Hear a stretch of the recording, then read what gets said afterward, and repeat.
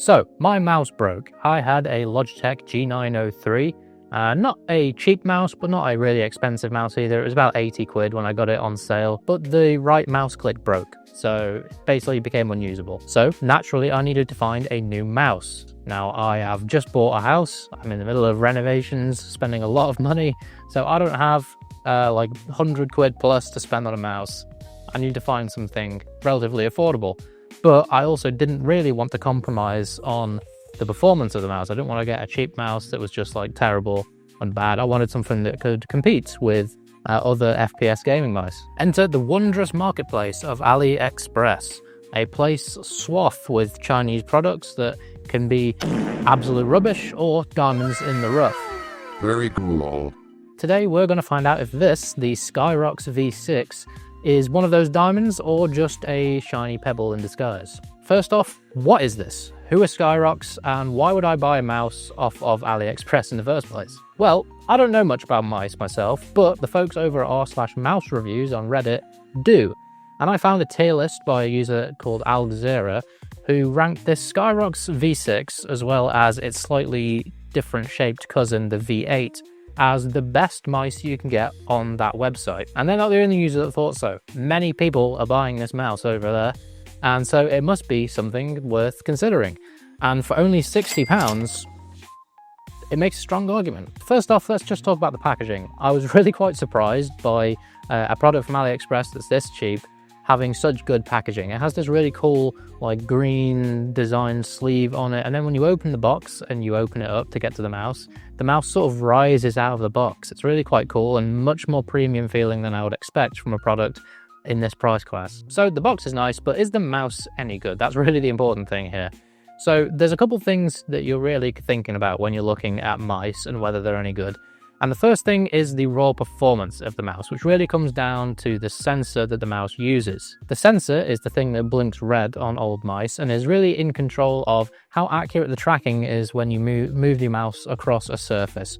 More accurate tracking means more accurate and precise mouse movements, which is obviously very important for FPS gaming. This mouse uses the Pixar PAW3950 sensor, which is measurably as accurate, or at least very close to, some of the best performing mice on the market. When you're talking about mice that are at this high of an accuracy, at this high of an end when it comes to sensors, they're much of a muchness. Like the differences between them, yeah, some might be worse slightly, some might be better slightly, but the differences are really imperceivable to the human eye. Like nobody's really going to notice between a 26,000 versus a 28,000 max DPI. Like nobody's going to be able to tell that. But the important thing to keep in mind is because this mouse gets that high and gets, that high up in the performance bracket compared to other mice, it means that this is not going to feel like a bad mouse. It's not going to feel poor. It's going to compete with the best mice on the market. So the next thing that makes a great mouse is the materials and the body of the mouse, which comes down to both how it feels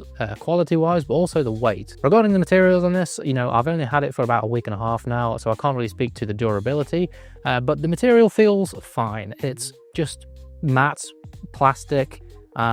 The one thing I will say about this one though, especially the black one, you might be able to see it in some of the B-roll I'm getting, but it is a fingerprint and grease magnet. If I was going to get this mouse again, I would probably recommend getting the white or the pale blue version that's available, because I would reckon that the fingerprints show up on those less.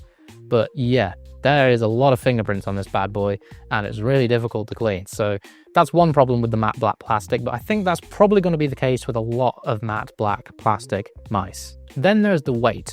This is an advertised weight of 40 grams, which is really light. I've never had a mouse that can be classed as like super light before, which is generally things that are like 60 grams or less. It makes a big difference, bigger than I thought it would. I've had pretty heavy mice in the past, and I mostly play FPS games like Apex, which requires a lot of fast movement, and it makes a big difference. The weight of a mouse really makes a difference with the amount of friction and the amount of resistance when you're moving the mouse around. And yeah, having a really light mouse makes a big difference, more than I thought. Editor Jake here, just here to show you guys the software that comes with this mouse. You can open it up here, you can change all the settings. It's a bit slow, it's a bit ugly to be honest. You can see the battery usage as well. You can remap all the buttons here on the home screen. Then you've got this page where you can customize the DPI toggle that's on the bottom of the mouse, and you can change the stages and the colors. You can change the report rate for the wireless receiver. You can change all of these interesting settings as well. I haven't really messed with these too much. You can set macros on the mouse as well, and then there's some general settings here where you can start the software on system boot and do a firmware update for both the mouse and the receiver and stuff like that, as well as a sleep time for the mouse as well. So if you're inactive for a little bit of time, it takes a second for it to wake up. It's okay. It does most of what you want it to do. It is just a bit ugly. I can't think of any features that you'd really want in here that aren't in here, at least. So that's good. So let's compare some of the stats of this mouse compared to other mice on the market. First, let's look at the most expensive and one of the most popular mice on the market, the Logitech Pro X Superlight 2, another really, really light mouse. It weighs 60 grams, which technically makes it a little bit heavier than this, but it's still very light. And when you can look at the other specs that you can see on the table, it does perform a lot better than this mouse, technically speaking, but it's 3 times as expensive for the price that I got this. So not the fairest comparison in the world, but you can tell that it gets pretty close. So let's add another Logitech mouse that maybe is a little bit fairer a comparison. It's in the price class that this fights in. It's the Logitech G703 Lightspeed. It's roughly the same price, but as you can see, other than weight, which it does match, the sensor performance is worse. So as far as in the price class, this is doing pretty good so far. But let's add one that isn't from Logitech, because we've done 2 Logitech mice.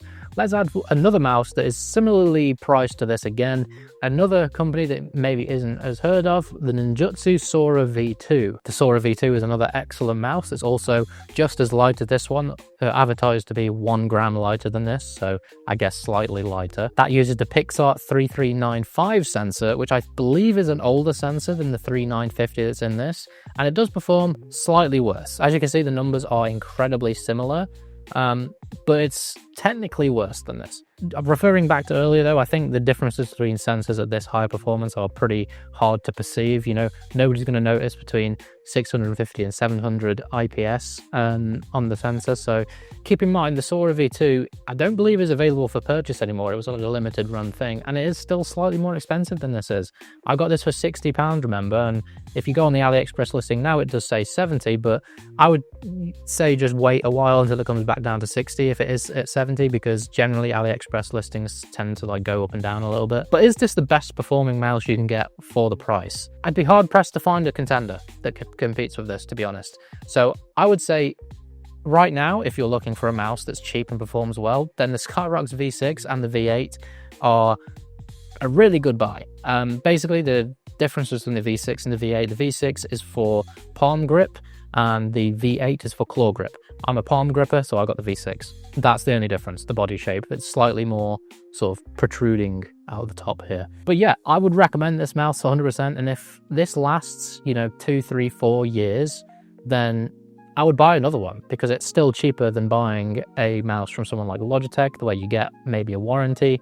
You could just buy another one and still be saving money in comparison to something like the Superlight 2. I would recommend going over to r/mouse reviews. They seem like a great group of guys over there, and I would not have known about this mouse if it wasn't for them. So I would recommend going over there and seeing if maybe another mouse has come out from another small company on AliExpress that competes with this one, or maybe outperforms it in a couple of years. So check this out. The link will be in the description for this. So if you want to check it out, go down there and have a look. Let me know in the comments if there's any other products that you'd like me to review, especially AliExpress ones. I quite like reviewing and using budget-friendly products, because in this capitalist hellscape, we're all a little bit tight on the cash. So yeah, let me know if there's anything you want to see. And other than that, have a good one, everybody.